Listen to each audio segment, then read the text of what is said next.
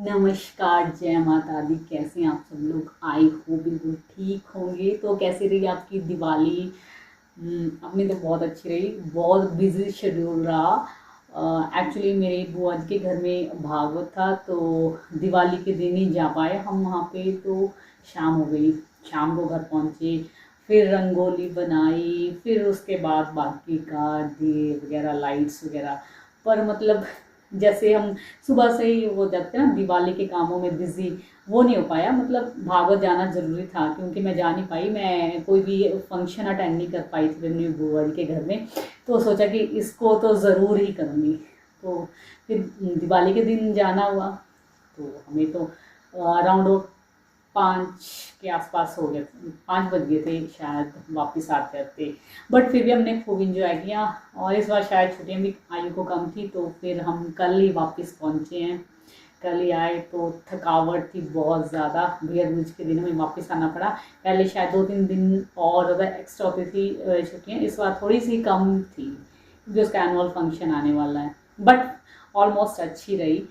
Enjoy भी किया, अपनी कज़न से मिली। कज़न थी, मेरी भाभी थी, तो हम रास्ते में बातें करते हुए गए, घूमते फिरते, थोड़ी फोटोग्राफी करते हुए गए। काफ़ी टाइम के बाद मिले, मतलब एक साथ हुए तो थोड़ा अच्छा भी लगता है। अपना एज ग्रुप हो तो थोड़ा बातें करना भी अच्छा लगता है। कई बार मतलब अपनी एक बिजी लाइफ से एक थोड़ा लगता है कि अपने बचपने को जिए, पुरानी बातें याद करना, वो सब बहुत ही अच्छा लगता है। तो एक अच्छा टाइम बिताया बहुत ज़्यादा अपनों के साथ। बोलते हैं कि अपनी फैमिली होती है, अपने होते हैं, उनके साथ जो टाइम स्पेंड करने में जो मज़ा आता है ना, वो ऐसे नहीं आता किसी और के साथ। वो फीलिंग आती नहीं है। अपनापन अपनों के साथ ही होता है, ये भी बात सच है। तो फ्रेंड्स, आपको एक बात बताऊंगी, जैसे मैं आपको बताई थी स्पिरिचुअलिटी के बारे में, तो उसी से रिलेटेड आपको बताऊंगी। एक्चुअल में जैसे मैं बिलासपुर गई हुई थी, तो आयु कृष्ण भगवान का एक जो मंत्र है वो बार बार उच्चारण करते ही है। कृष्णाय वासुदेवाय हरे परमात्मने प्रणता क्लेशाशाय गोविंदाय नमो नमः। तो मैं मन में इसी जो इस मंत्र का उच्चारण कर रही थी। जब भी मैंने इस मंत्र का उच्चारण किया, एक वहाँ बैल है हमारे वहाँ पे बिलासपुर में, वो जरूर आ जाता। इसको सुन के वो जैसे ही मैं इस मंत्र का उच्चारण करती वो एकदम आ जाता वहाँ पे। मैं आंखें खोलती हूँ और सामने दिखता। वो एक्चुअली ऐसा होता था कि मुझे नहीं था पता। मतलब जैसे मेरे मदर के पास आता है वो। मेरे मदर कृष्ण भक्त हैं, फादर भी। तो जब मदर वहाँ नहीं थे तब वो बछड़ा जो है ना वो आता नहीं है।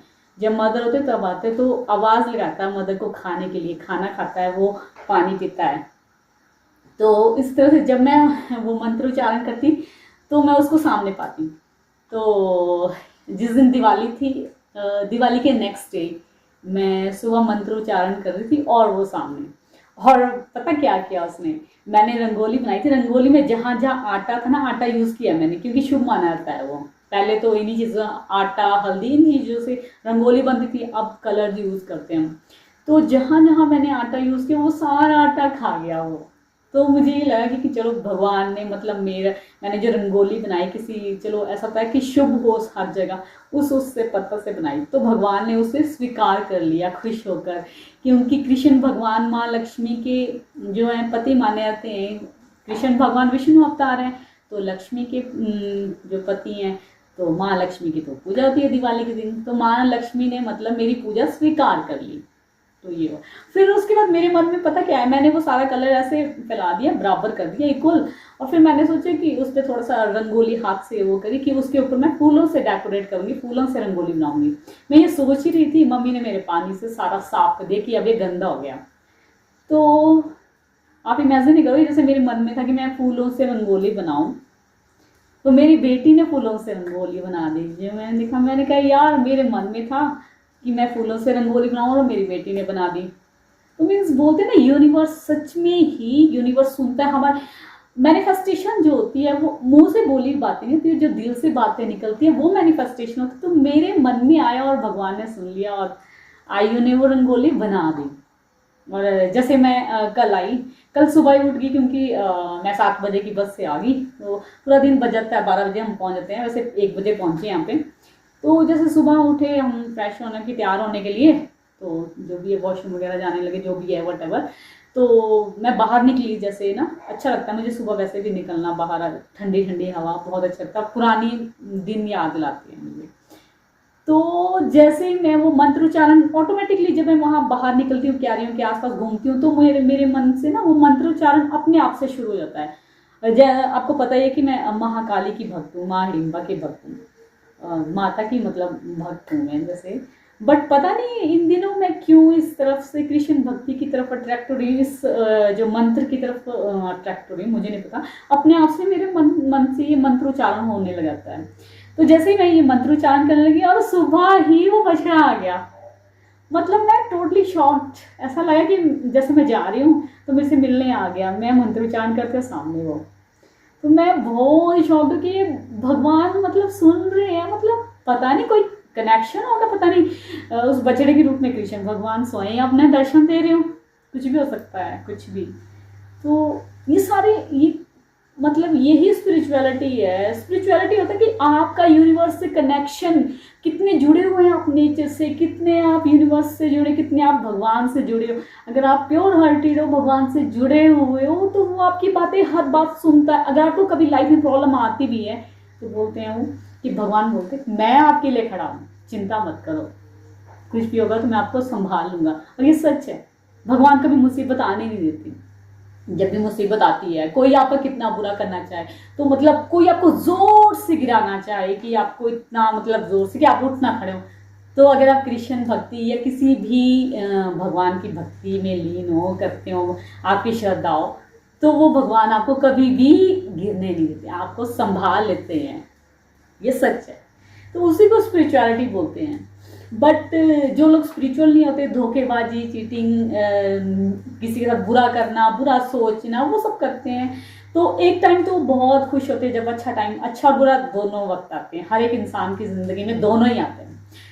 पर जब वो अपना मतलब उसका अच्छा टाइम होता है, तो अपने पिछले जन्म के कर्म, जो अच्छे कर्म थे, उसका जो फल था वो भुगत चुके होते हैं। बट जब वो भुगत रहे होते हैं अच्छा मतलब अच्छे कर्मों का फल, तो वो बुरा कर्म भी कर जाते हैं। बट जो लोग बुरा कर्म नहीं करते, उनके साथ बुरा जब वक्त आता है तो इतना बुरा नहीं हो पाता। पर जो अपने अच्छे वक्त में उसका अहंकार करते हैं उस वक्त के ऊपर कि मैं तो राजा हूँ, मेरे पास तो इतनी धन दौलत है, पैसा है, सब कुछ है, ऐश्वर्य है, मतलब हर चीज पर प्राउड फील हो जाता है, चाहे अपने सुंदरता है, किसी भी चीज पे बहुत गर्व होता है, और वो दूसरों को नीचा दिखाने लगता है। तो जब उसका बुरा वक्त आता है तो भगवान उसके लिए नहीं खड़े होते, तो वो बहुत बुरे से गिर जाता है। इसी को स्पिरिचुअलिटी बोलते हैं। स्पिरिचुअलिटी में आपको अच्छे बुरा मतलब अच्छा होना, बुरा होना, एक इक्वल सा वो फीलिंग आती है कि ऐसा नहीं अगर बुरा होता है कि अरे मेरे साथ इतना बुरा हो गया, ऐसा वैसा, मतलब कोसने लगाते हैं हम दूसरों को, भगवान को, सबको कोसने लगते हैं। और जब अच्छा टाइम है तो बहुत ओवर एक्साइटेड होता है, अरे मैं तो हवा में उड़ रहा हूँ, मैं तो ऐसा वैसा। वो सब नहीं होता है। जब जो बंदा स्पिरिचुअल होता है ना, उसके लिए सब बैलेंस्ड होता है, बैलेंस। वो ना तो खुशी में बहुत खुश होता है, ना दुख में बहुत दुखी होता है। तो ये स्पिरिचुअलिटी है। तो ये सब मैं डे बाय डे ना फील कर रही हूँ, ये सारी चीज़ें बहुत अच्छी से फीलिंग आ रही है। आपको बताऊँ ना, मुझे कोई चीज़ वैसे ज़्यादा अफेक्ट नहीं करती है। कोई मेरे साथ अच्छा हो बुरा हो, डजेंट मैटर।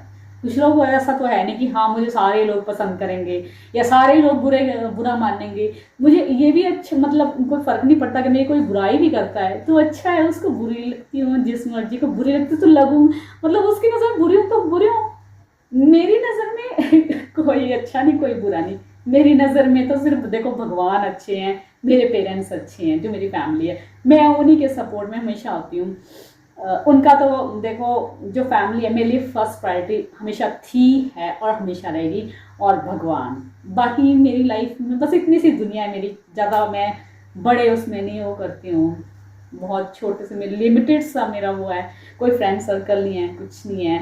मैं सिर्फ मतलब फैमिली ओरिएंटेड पर्सन हूँ और भगवान से जुड़ी हुई हूँ। ना किसी का बुरा सोचती हूँ, ना करती हूँ, ना इन फ्यूचर कभी करूँगी।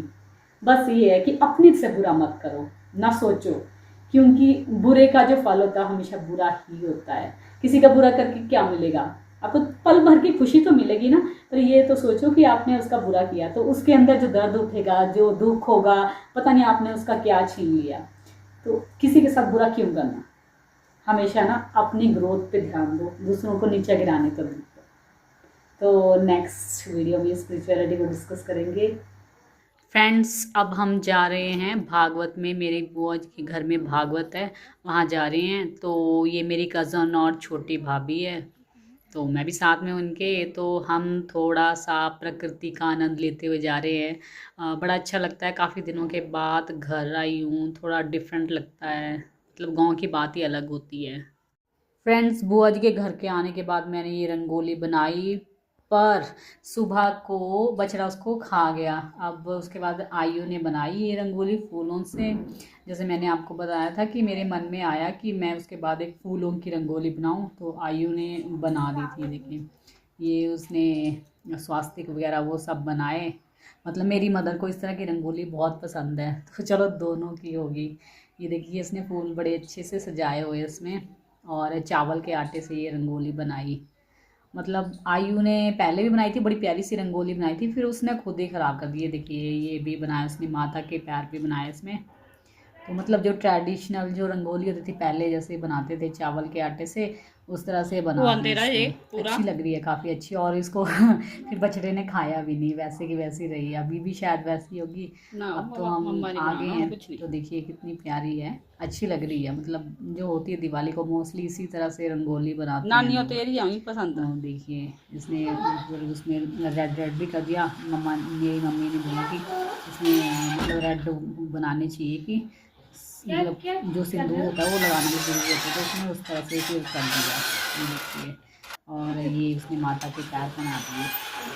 फ्रेंड्स, देखिए कितना प्यारा लग रहा है, सारा दृश्य बहुत ही मनमोहक। हर घर में चमचम लगी है, मतलब हर घर में खुशियाँ मनाई जा रही हैं, सब घर सजे हुए हैं।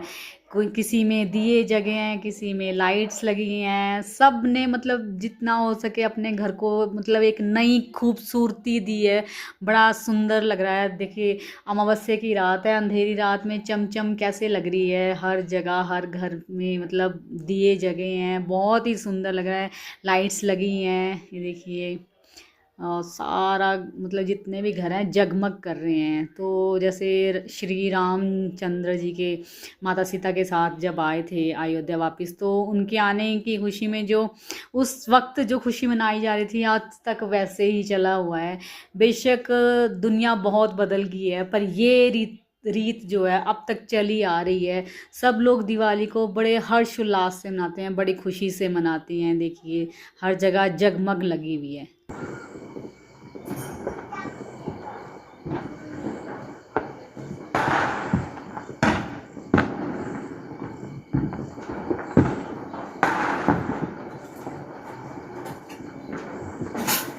फ्रेंड्स, आज बात करते हैं सिरमौर डिस्ट्रिक्ट की।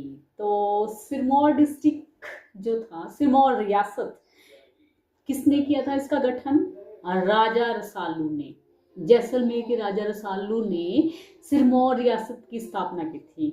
फिर जैसे आज़ादी मिली भारत को, तो 15 अप्रैल 1948 को ये हिमाचल में विलय हो गया, एक जिले के रूप में, कानूनी रूप से एक जिला बन गया। और 1 नवंबर 1972 को यह एक अलग से एक जिला बनकर उभरा, बाहर आया। मतलब एक जिला बना, अलग से जिला बना 1 नवंबर 1972 को। तो ये था सिरमौर जिला। सिरमौर जिले का जो प्रसिद्ध मेला है, सबने सुना होगा, अंतर्राष्ट्रीय स्तर का मेला है, रेणुका जी का मेला। और ये रेणुका जो झील है उसके आसपास मनाया जाता है। और ये किसके उसमें उपलक्ष्य में मनाया था? ये भगवान परशुराम और उनकी माता रेणुका जी के मिलन के उपलक्ष्य में मनाया जाता है। तो ये था सिरमौर डिस्ट्रिक्ट का मतलब प्रसिद्ध मेला, उसकी छोटी सी जानकारी। तो फ्रेंड्स, नेक्स्ट वीडियो में मिलेंगे, तब तक के लिए जय माता दी, शब्बा खैर, bye bye, tata, have a nice day.